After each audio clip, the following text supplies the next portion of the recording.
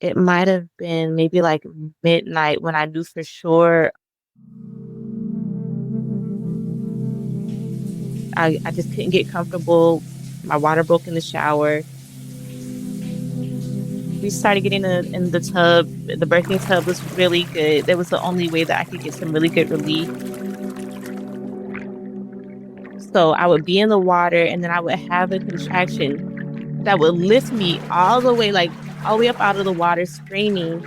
And I was so frustrated with myself because you see all these videos on Instagram and people are just so peaceful and they're quiet. They're able to control their emotions.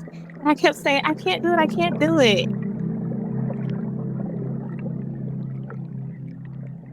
This was Brittany Murray's third birth. She was 37 and already had two kids. But this one was different.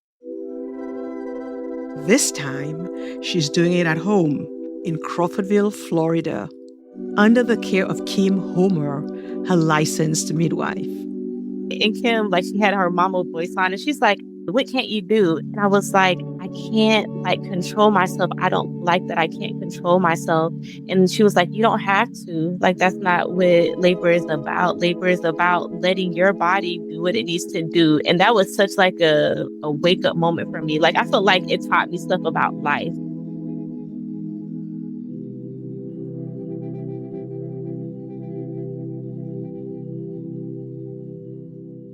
Brittany is a seasoned nurse.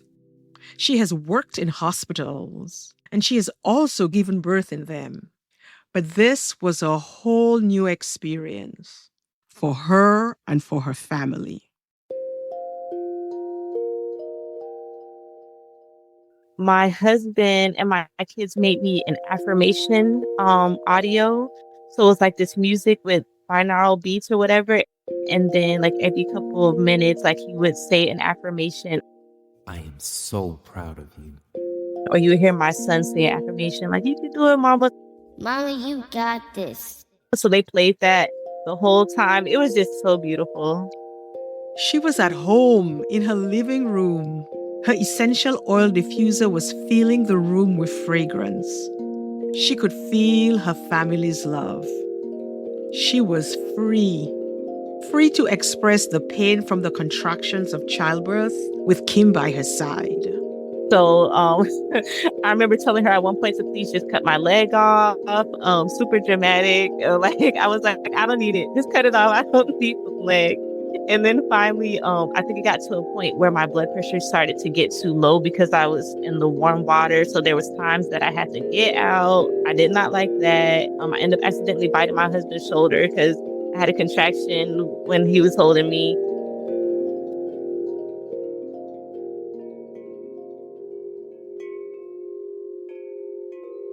As the minutes passed, Brittany could feel it was time to deliver the baby.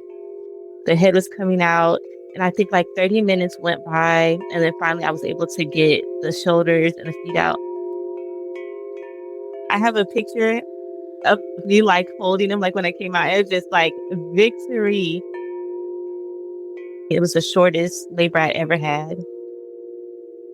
Like it was the perfect environment. It was amazing.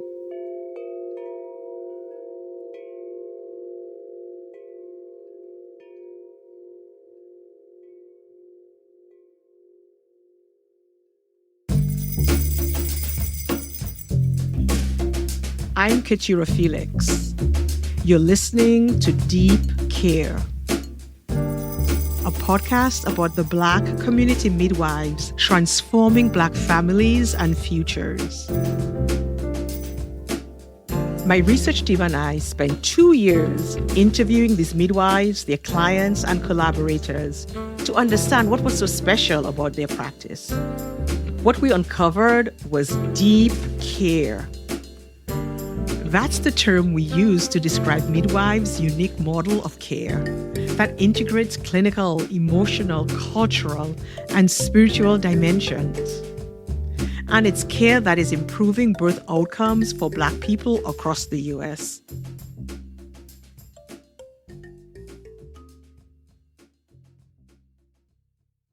Like Brittany, I have a healthcare background. I was trained as a doctor. I practiced for 10 years before leaving to work in public health and later research. And like Brittany, when I became a mother, I didn't know childbirth could be an empowering, joyful experience.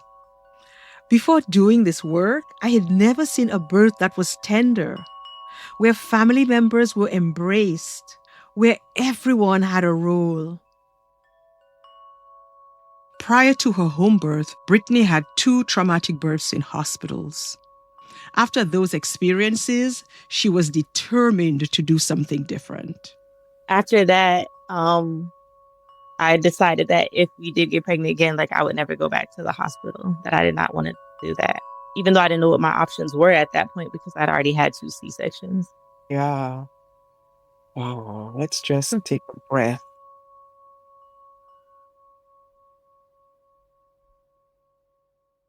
Before we go deeper into Brittany's story, let me tell you a little bit more about myself. This podcast starts in the South, and so does my story. But a little further south, what I call the deep, deep, deep South, the Caribbean.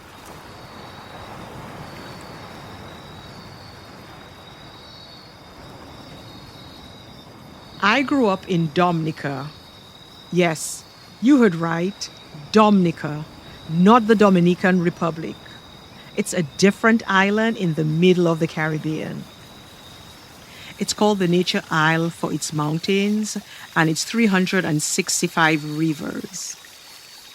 It has a population of 70,000 people, mostly black, descended from Africans brought over during the slave trade. There are also the indigenous Kalinago people and a handful of white people.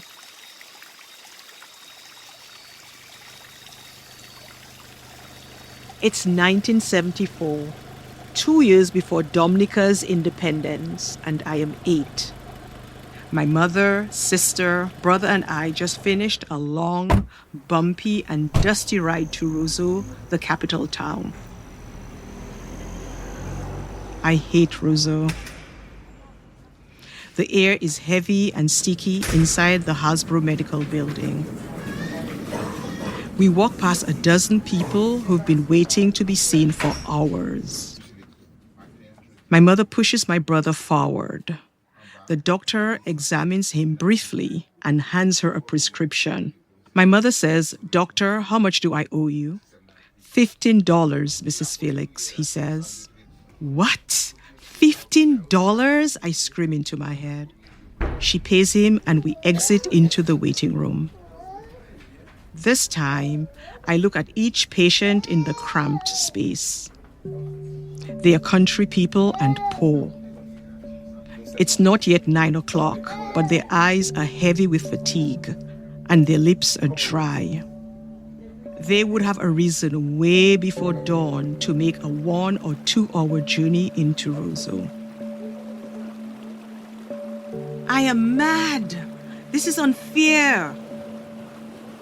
Outside the clinic, I ask, where are these country people going to get that kind of money? My mother is silent. Even at 8, I understood that healthcare was expensive and there was a 2-tiered system of care. And that meant we got better care because my mother was educated, because our family had money, and because we lived close to Roseau. That wasn't the case for the people in the waiting room. I am still mad. When I grow up, I'm going to be a doctor and give free care to poor people, I shout.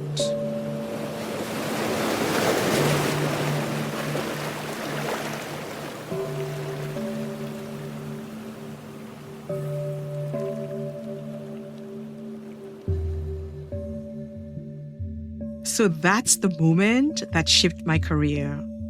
Actually, it shaped my life. I moved to the US when I was 19. I kept my 8-year-old promise to become a doctor. I knew the medical system was broken and I was going to be different. My first job was at a clinic in Upper Manhattan caring for older patients. Most were Hispanic, Black, and immigrant New Yorkers. I thought I could make a difference there, change the system from the inside out. I quickly realized I couldn't. My patients would wait hours to see me. They would come because of their diabetes or high blood pressure. But what was really hurting them was the violence in their neighborhoods, the lack of good jobs, and tension in their families. There was a larger system at work. Their health problems were from their living conditions. And the most I could do was write them a prescription. I couldn't even listen as they opened their hearts. I didn't have the time. It was a strict 15 minutes for each patient. It broke my heart. I couldn't be the doctor I wanted to be in that system. So after 11 years in the medical field, I went into public health. Looking back, everything in my work and personal life prepared me for this research. I've experienced both the institutional discrimination and the frank mistreatment that Black women go through in life and at work. I'm trained as a doctor, but I'm a spiritual person. In 2020, after George Floyd's murder, I felt in my spirit I had to confront not just injustice, but racism. It couldn't be a side project. It had to be my work.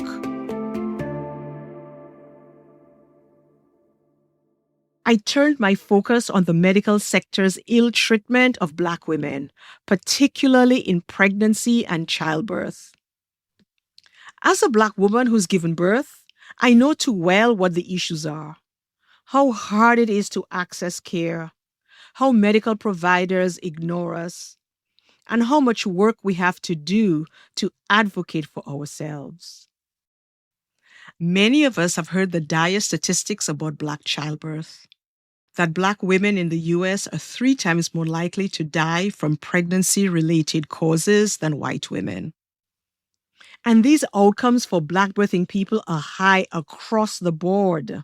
Whether you're a high-powered celebrity like Beyoncé or a nurse like Britney. But I knew there had to be more to the story. Where were the solutions? What were we, the Black community, doing to help?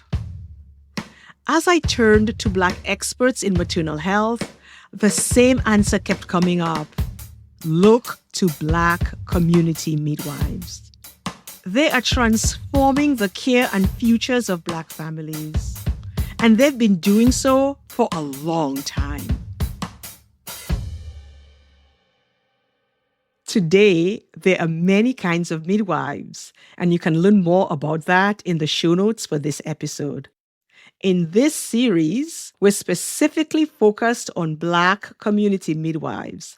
That means they spend more than 50% of their work time in the community. Experts told us that's where the solution is. So over the last 2 years, my research team and I spoke to over 100 people about Black community midwifery. We spent hundreds of hours with midwives and their clients across the U.S. I spoke to them in their homes and birth centers, in bakeries and coffee shops, in their cars and over Zoom. I learned that community midwives are medical providers trained to give care to birthing people during their reproductive years. They provide care to low-risk pregnant people before, during, and after birth. They collaborate with physicians, doulas, birth assistants, and a host of other specialists. Their care extends beyond a client's biology to consider their lifestyle, their emotional well-being, and their family dynamics. I observed firsthand how these midwives provide deep care to birthing families. Before Britney had a midwife, she had 2 hospital births. Both of them were C-sections. and neither of them went as planned. You'll be hearing about these experiences in this segment. I encourage you to listen with care. For her first birth, Brittany labored at home before going to her local hospital. Once there, she was given an epidural to numb the pain of her contractions. It worked, but unexpectedly, Brittany experienced excruciating pain in her neck and arms. There was also blood in her urine. Even though she'd planned for a natural vaginal birth, when her baby became distressed, her doctor decided she needed an emergency C-section. Usually, a person having a C-section is awake, but because of the intense pain in Brittany's neck and arms, they had to put her to sleep.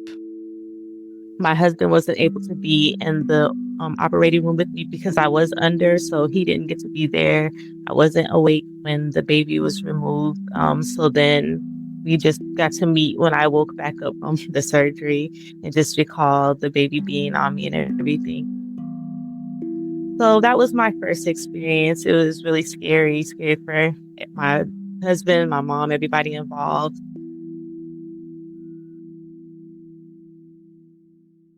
Now, C-sections are common in the US, but trust me, I had one. It's no small thing. It's a major abdominal surgery. It can save the mother's and baby's life, but in the US, it's often used when it's not necessary. 30% of births in the US are through C-sections, a rate that is 2 to 3 times higher than what the World Health Organization recommends. And Black mothers in the US, like Brittany, are 20% more likely than white mothers to have C-sections. This makes Black mothers more vulnerable to complications like infections, bleeding, blood clots, and problems with their future pregnancies. And that's not all. C-sections are more costly and harder to recover from than vaginal births, all of which makes it more burdensome for new Black parents.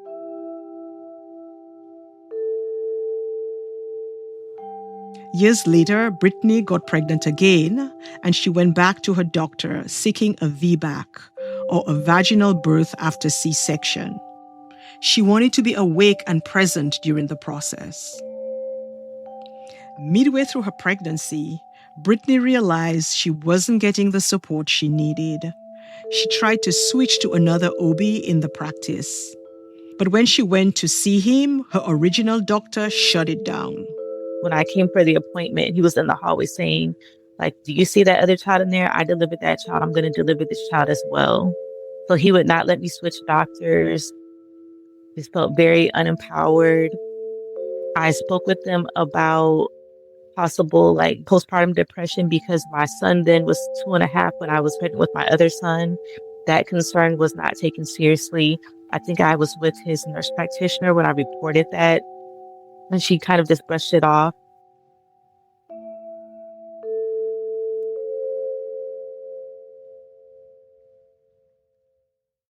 During the second birth, Brittany experienced severe labor pains again. By the next day, her labor wasn't progressing as expected, so her doctors performed another C-section. This time, Brittany was awake during the procedure and her husband was with her. But the experience was even more traumatizing. She was given another epidural, which failed. She was numb on the right side only. For the duration of the surgery, she could feel everything on the left. Every slice, every pull, every stitch.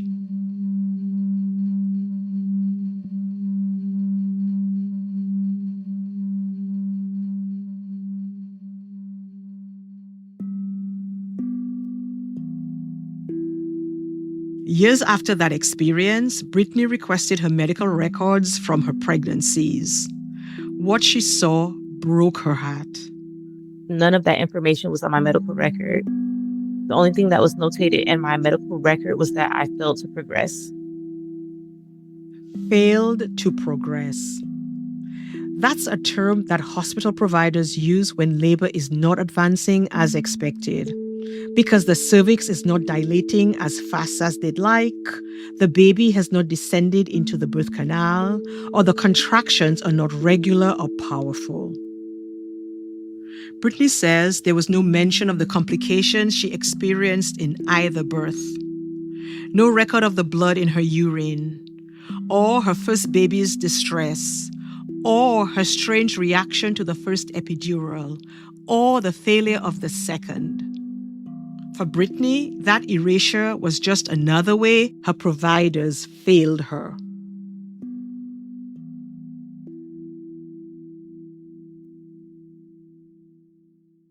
When Brittany got pregnant again, it felt like she was out of options. Brittany lived in Crawfordville, Florida, a small town 30 minutes outside of Tallahassee. There were only 2 hospitals in her area, and she had tried them both. Without documentation of her past experiences, Brittany couldn't trust that she wouldn't receive the same or worse care if she had a 3rd hospital birth. She was not having that. I was part of a C-section awareness group, like a Facebook group, and I had basically, in plain terms, said that I was going to do an unintended birth. Basically, Brittany thought her only way forward was to have her baby at home without any medical help by herself. And so one of the moderators there reached out to me. We had been close because I had been a part of the group since my first child. And she was like, please don't try to attempt that. Let me introduce you to this midwife. I think that you'll be a good fit. And that's how Brittany found Kim Homer.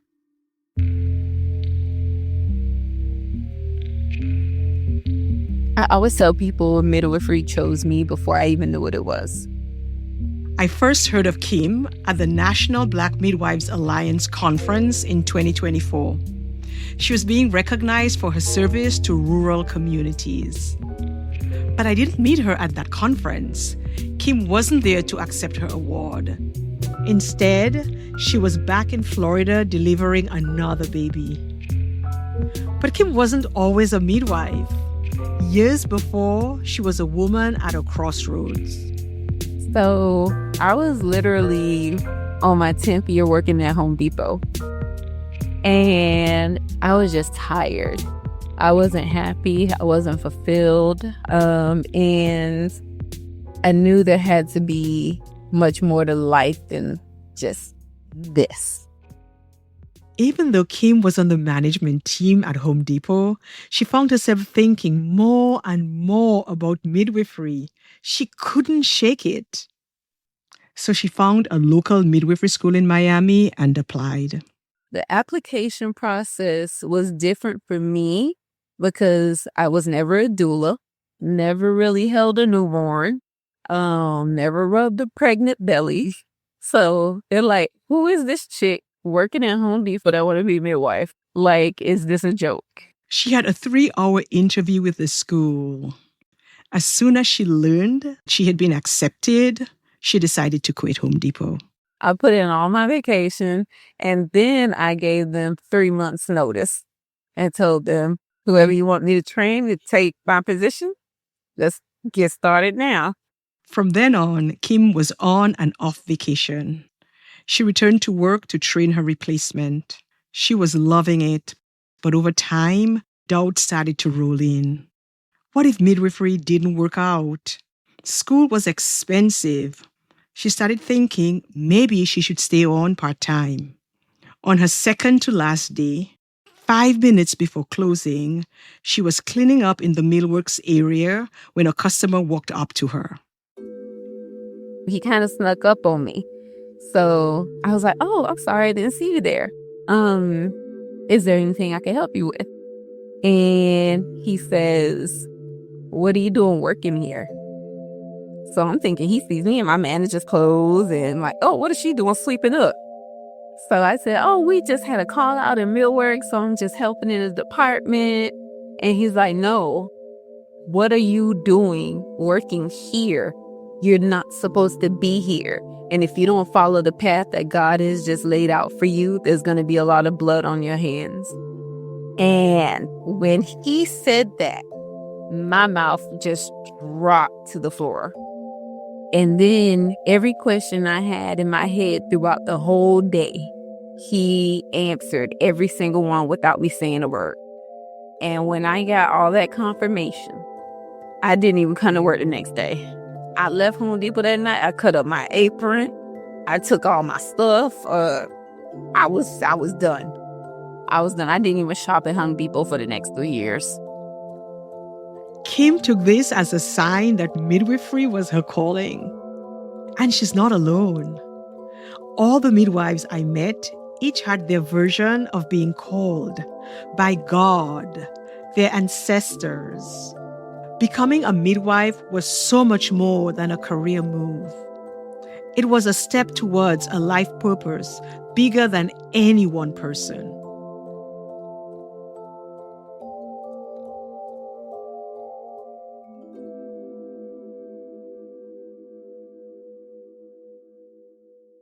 Kim used her retirement savings to finance her education.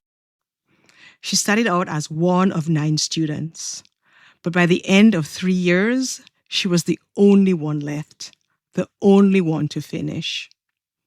After she graduated, Kim didn't open a practice right away. She did what I did, what lots of medical students do. She put herself through a residency program, one that she patched together, apprenticing under 11 different midwives. By the time Kim and Brittany Murray met, Kim was 7 years into her midwifery journey. We met with her, me and my husband. And so, of course, I had to tell her. She wanted to know about the history. So I told her all of my history, both of these experiences. And I was holding my breath, waiting for her to say, oh, no, you're not a good candidate. It's too much of a risk. I really don't think you can do it. Brittany still wanted a vaginal birth, but she feared that wouldn't be possible considering her 2 prior surgeries.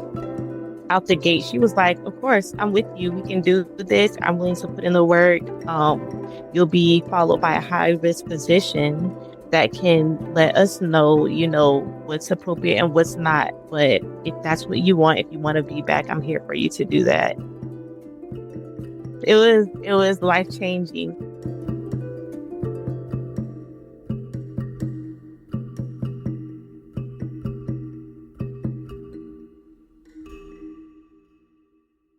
Kim followed the recommended guidance for VBACs and connected Brittany with a high-risk OB who followed her during her pregnancy. This resulted in a childbirth that Brittany could never have imagined, the one you heard at the top of the episode. Before I started this research, I couldn't have imagined the level of deep care that Kim gave to Brittany. In this podcast, we'll be meeting Black community midwives like Kim and their clients like Brittany. We'll be going into their practices, into their homes and birth centers. We'll look into the history of Black midwives in the U.S. and bear witness to how they're transforming Black families and futures today. In the next episode, we'll be looking at prenatal care, not in an office, but at home in Florida, with midwife Kim.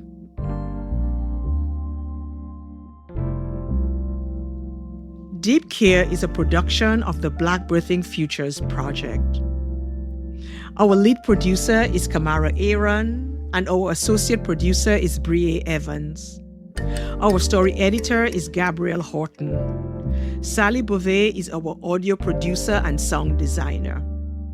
Our research team members are Kimberly Pothman, Jay Mawuli, Alejandro McGee, and Chinmayi Balachandra. Warner Meadows composed our theme music. And I'm Keturah Felix, host and executive producer. I want to extend my deepest gratitude to midwife Kim Homer and to Brittany Murray and her family in Florida. Thank you for letting us into your lives for this project. Thank you to our advisors, Allegra Hill and Julie Quiros. To our creative and strategy producer, Maria Jose Owens Fajardo.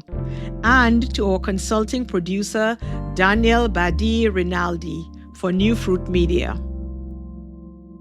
This podcast is made possible with support from the Robert Wood Johnson Foundation, the Wagner Foundation, the Commonwealth Fund, and Grio's Beat. Special thanks to the Johns Hopkins Bloomberg School of Public Health Multimedia Office. Subscribe to Deep Care wherever you get your podcast. And while you're there, leave us a review or a comment. And be sure to follow us on Instagram at Black Birthing Futures.